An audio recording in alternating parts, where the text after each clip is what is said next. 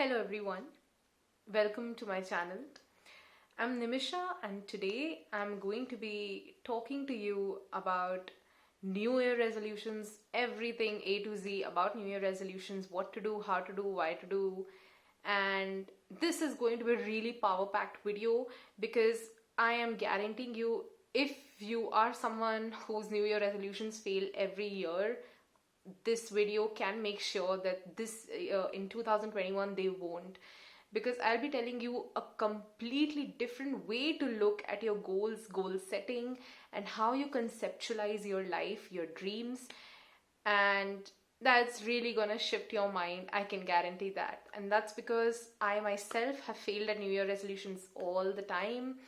I can see around me right now that social media is abuzz with jokes and memes about how 31st December night you put a resolution, January 1st morning you forget about it. And I want to make sure that you do not forget about the resolution, and in fact, you create a new and a better resolution that will actually capture the essence of what you want, and hence you'll be able to focus on it with a lot of clarity. And no, this is not the smart goals thing, it's not a lot of stuff that's out there.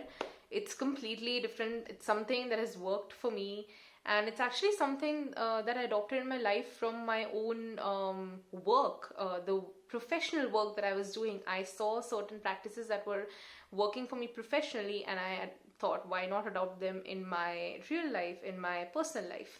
So without any further ado, let's get started. So let's understand why goals do not work, right? The primary reason why your New Year resolutions do not work is because the way you've set those goals are not really enough to push your mind, to push your subconscious mind to working for them, right? If you're simply saying that I will top the so and so exam in 2021, but at the back of your mind, throughout the year, you've convinced yourself that you're an utter failure, that you do not deserve to top the examination, and that let alone topping, you might not even be able to pass the examination. And if that's the energy you're going into 2021 with, there is no way that you're going to achieve the resolution. And in this video, I'll also be telling you why we need to shift from this perspective of resolutions and adopt something more powerful, and that more powerful stuff will just come right ahead. But before we even go further in the video, I want you to do a short exercise right now. Just comment down below on how you set your goals today as of now, and how you look at New Year resolutions. And maybe you can even just put in the comments what is your New Year resolution that you have drafted for now, right? And why I'm asking you to do this is because the approach that I'm going to tell you in this video will really change the way you look at your resolutions, and may even completely modify them altogether. And it'll be good to see the change in what you're commenting in the starting of this video and what you have at the end of this video. So do comment, do trust the process, and let's get further now. So we have discussed the fact that goals do not work because goals require much more than just writing it on a paper. They require the alignment of your mind, of your focus, and even of your body with those goals, okay? So, and how do you do that? Firstly, you need to leave the past baggage behind, right? And for that, what you can do is a year in review. Just take a notebook, sit down, breathe, okay? It's really important to breathe properly. Breathe in a way where you feel the power of your abdomen sucking in the breath and releasing the breath. Do this a few times to ground yourself, then take a paper and write down the following. In the following themes, and you can add your own themes, subtract, modify, whatever. In the following themes, what did I achieve, what I could not achieve, and what did I do, what did I not do. My social life, my family, my romantic relationships, my personal life, my hobbies, my personal and emotional development, my work trajectory, and any other thing that you wish to add. These are the primary categories that I work with, You can add as many as you want. So just write what worked and what didn't, what did you achieve and what you didn't.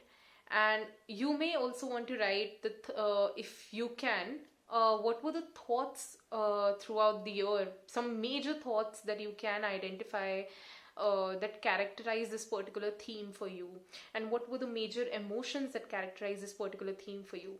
For example, romantic relationships could have been characterized by the emotion of sadness and pain if you had bad relationships, or if you broke up, or if you found someone really fulfilling, and if your relationship went smooth, then you might have the emotion of happiness and feeling safe.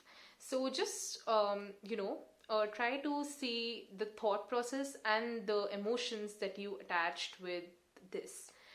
Another tip, you can also attach the physical sensations that you felt while addressing this theme, and that's completely like your choice, but I have observed that in my particular case it really helps me understand further about my state of mind related to these goals.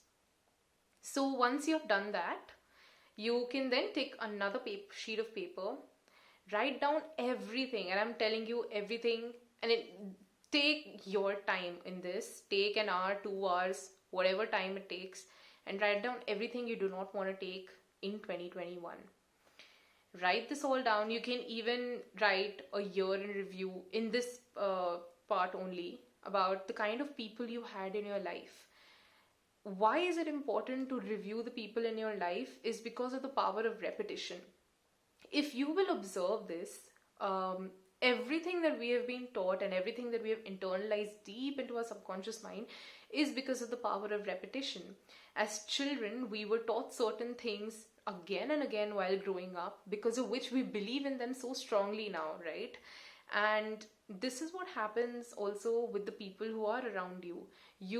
Their thoughts, words, actions, and emotions are repetitively around you, surrounding you, and what happens then is you internalize those thoughts and emotions and feelings and the ways of thinking. So here's an example. About 4 years ago, I took this personality test, and I was 74% extroverted according to that test, okay? And I know this for a fact because I was extroverted. I loved crowds, I loved parties, I loved being in middle of people. Being in middle of people could always cure me.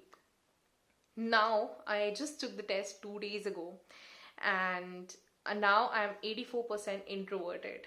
And that's because I realized in the last 3 to 4 years I've had introvert people around me in my life. Can you believe that? My entire personality changed. And so it's really important to evaluate the people you are with.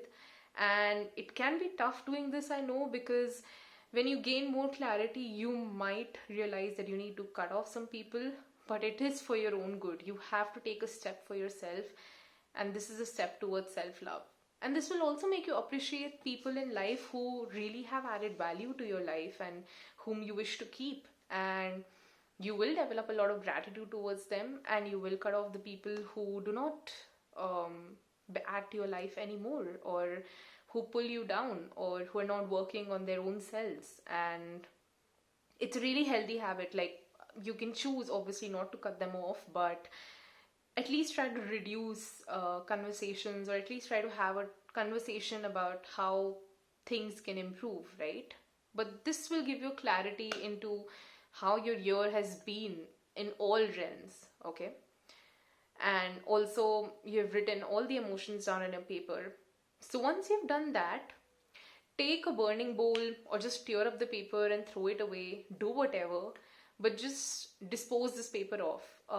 For me, writing and then burning the paper has always helped. It's really therapeutic, but you can do whatever you want. And once you've done that, you will realize that your body, your mind feels so calm and so peaceful, and your mind gets very clear of all the thoughts, like a mind cleanse. Instead of your mind hovering around creating its own stories, dwelling in different stories about this will happen, that will happen, this happen, that happen, it'll come down, it'll calm down, it'll be like, okay, I've released all of it. Now let's look at what's in front of us, right? In this state, you would want to harness the power of your mind. And to develop that further, what you can do is sit again for 5 minutes or 10 minutes, or take your time actually. And obviously, there could be more emotions that are in you that you need to release. Now, healing is a very long process. It's not like people like are healed over time as well, but from what I've observed, it is like an ongoing process, and it's a very enjoyable process once you get the hang of it. So what I want you to do is just sit down, breathe, and look at all the emotions and feelings that are coming to you. Just observe them. And how do you do that? Just imagine those emotions and feelings as little children, okay? Little children who are coming to you to just ask for a place in your body, in your mind, a place to be accepted, to caressed, to be loved, to be cared. Because the thing is this, when you tell this child, the child is coming to you, the child of anger, the child of sadness is coming to you and saying, hey, I'm there and I don't know what to do. And you're telling them, hey, you know what, go away, I don't want you, I don't want you. But what will happen because of that is the child will keep on growing their emotions more and more until they'll completely control you. And so because of that, what you need to do is instead of dismissing the child, instead of dismissing the consciousness of that child, instead of dismissing the messages that the child is trying to tell you, instead of dismissing the messages that these emotions are trying to tell you, just observe them. Maybe you might not be able to love them, love them, but you can just be cool with them. Just be, okay, I see that you're here. I will try my best not to judge you. You can stay here for as long as you want and then just leave. It's your choice. Just allow them to just hang out for a while and see what happens. In a lot of circumstances, when you do that, and especially when you do that over a period of time, the emotions really go away. And an even bigger thing that happens is that your heart is now so big, really it is so big that even if these children come back again, your heart has the unconditional love to really allow space for all emotions to come, sit, hang out and leave. You will be unbothered, and mark my words about this, you really will be unbothered. It's helped me a lot. I think I'll make a video later on about how my life has completely changed completely, but this really works. So this is the part of the healing, and there are a lot of other videos also on YouTube where you can check more about the healing stuff, but it's important to heal yourself before you go on to set your goals. Now let's come to part number 2, setting your goals. And here I'll not be telling you to set your goals. That is the thing. Do not set goals. And before you quit this video and be like, hey, but I came here to set goals and now you're telling me after so much long time that I don't need to set goals, just hang in there. You will not be setting goals, but you will be setting intentions, okay? And there is a difference. If you say, let's say that I want to get married in 2021, that's a goal, and that's a goal that will have past baggage in it. That's a goal that's coming out of somewhere, but it's not a clear goal. There is no specificity to it. There is no actionable thing in it. There is no click to action in it, right? What you want to do instead is set an intention. You can get married in 2021, but what kind of marriage do you want? What kind of a person do you want? And more important than that, how do you want to feel? So you set an intention for that. And you can, maybe write something like this. I am so happy and so blessed to have a life partner with whom I feel safe, with whom I feel cared, with whom I feel loved. I'm so happy to have a life partner who works on their own stuff, who works on their own emotions, on their personal growth, instead of dumping it on me. and I do vice versa. So what this does is you're really describing a powerful intention of what you want, how you want it, and what do you want to feel when you really get it. You can even add other elements, like what do you see? You can see that, maybe you're traveling around, or you're singing together, dancing together, cooking together, anything, let your imagination run wild. But get into the feeling of it, and like take a good 10 minutes to visualize this. Take a good 10 minutes to just get into the feeling of your intention, and then write it down. Write the intention, write what do you want, how do you want it to be, how do you want it to make you feel. And it'll also be great to add why should you have this, right? Because if you have spent your life beating yourself up and telling yourself that you do not deserve anything, you're not good for this, you can never get it, then it might be a good idea to change this. And it sounds hard, but just, breathe, connect with yourself, and you will get an answer. It doesn't need to be a very perfect answer, but it'll be an answer from within you. So do that. And once you've set this intention in your mind, now I wanted to do a third thing, and this is the final thing. You set an OKR. OKR is objective and key result. So once you've set intentions for all themes, right? From all themes, what do you want? You want this, this, this. You want to feel this, this, this. You've seen it, visualized it, felt it. Maybe you can even hear it. Use your senses as much as you can. Use your bodily sensations as well. They really are great. Get into that moment. Basically, what you're doing is you're getting everything that you imagine for the future into the present. And that's because you don't want your mind to be looking into the future or dwelling into the past. You want your mind and body to be here in the present moment, and to actually believe that it's happening in the present moment. Because when you're repeating to yourself that this is happening in the present moment, your mind and body will start acting like it's actually there. And that is the key to really accelerate towards your goals. So if you are intending that, I have a life partner with whom I feel safe, and we both work on our, emotional problems, you will start working on your emotional problems, and that'll automatically set you up so great, so confident, and you will be even more aligned towards fulfilling your intention. Okay. And if you find trouble in grounding yourself, this is what I do. I just listen to my heartbeat. Okay. And this works every time. Whenever my mind is wandering around, I just sit down and listen to my heartbeat, and in a jiffy, my mind and body are back again together. Okay. And that's important, because you don't want your mind to be somewhere else and your body to be here, because your body will be feeling something, your mind will be somewhere else. It just doesn't work. Your mind and body need to be rooted together to feel the emotion with that intensity, so that it's imprinted in you. Once you have done that, put down objectives and key results.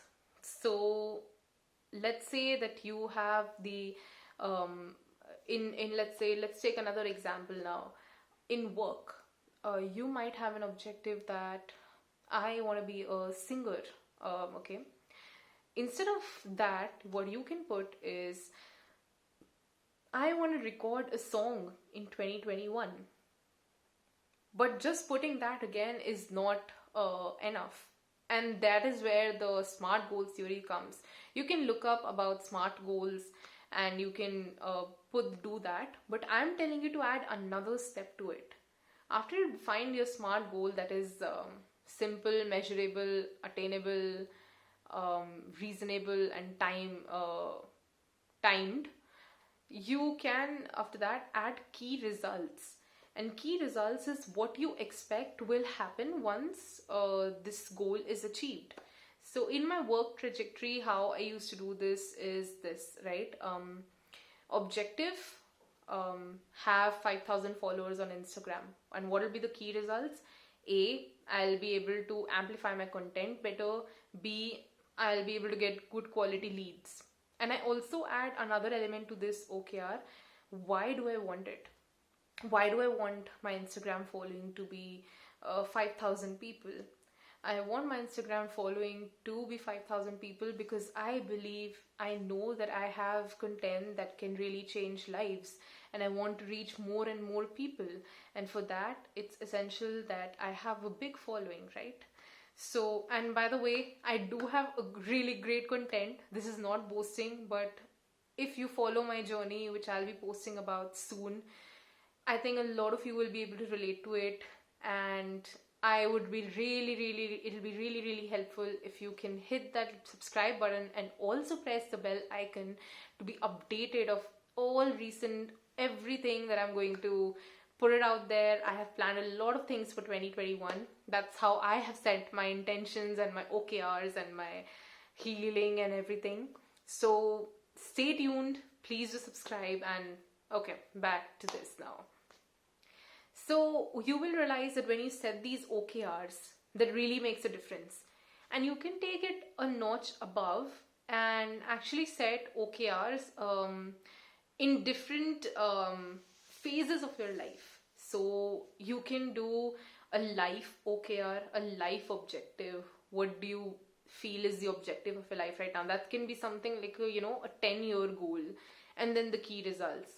Then you can put a 5-year goal and the key results, and then you can put a 1-year 2021 goal and key results, and then you can put theme-wise goals and key results.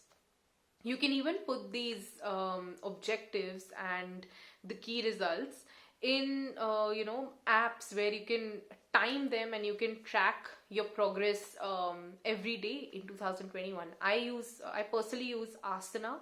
You can also use Trello app. So what that does is you organize your different objectives and key results, and you put a date to it, that by this time I want this objective to be attained. And over there in the notes you can write why do you want it and why do you believe you should get it. And with that mindset, after doing all of this healing and all of this intention setting, when you put out your OKRs, I'm telling you, your mind really absorbs it so well that it won't be that you wake up on 1st January and forget your goals. But you'll wake up on 1st January and be so strongly rooted in your intentions in creating a better life for yourself, and you will see the results as you go on. And you can do these small practices any time of the year as well, whenever you feel that things are not working out, or that I'm faltering at achieving my goals. You can just heal yourself and set out the intention and remind yourself, what do you really want and why do you want it? And that's where intention gets really powerful, because if you remind yourself that I want to get married by 2021, it does not have that intention in it, that what do you really want, how do you want to feel, and why do you want it. So friends, that was it. This is my way of entering in 2021, and I just wanted to share it with you all, so that you can also enter 2021 in this way and be really grounded and do something amazing and create magic out there in the world. If you like this content, please do comment now and see your initial comment which you did. I hope you did that.